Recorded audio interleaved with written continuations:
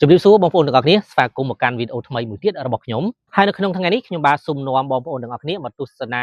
បាទទស្សនវិជ្ជាខ្លះៗនៃទីក្រុងភ្នំពេញចង់ដឹងថាអ្វីដែលខ្ញុំបង្ហាញនៅពេលនេះមានអ្វីខ្លះនោះបាទសូមអញ្ជើញទស្សនាទាំងអស់គ្នាដូចតទៅបាទបងប្អូនទាំងអស់គ្នាបាទនេះគឺជាទស្សនវិជ្ជាបាទមួយផ្នែកនៃទីក្រុងភ្នំពេញដែលឈរពីលើអាគារថតចែកជូនបងប្អូនទស្សនាឃើញថាទស្សនវិជ្ជានៅវេលាថ្មនេះពិតជាស្រស់ស្អាតមែនទែននៅពេលល្ងាចម៉ោង5ជាងបងប្អូនឃើញថាស្រស់ស្អាតមែនទែនដែលយើងអាចមើលឃើញនៅព្រះអាទិត្យកំពុងតែលិចដែលមានពណ៌ក្រហម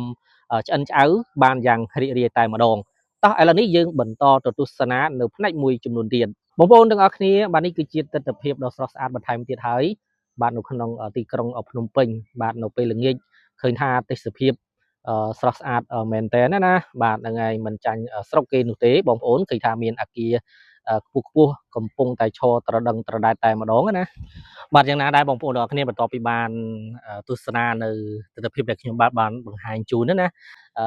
យើងសូមបញ្ចប់វីដេអូរបស់យើងត្រឹមតែប៉ុណ្ណឹងហើយយើងនឹងជួបគ្នាបាទនៅវីដេអូក្រោយៗទៀតអរគុណច្រើនជម្រាបលា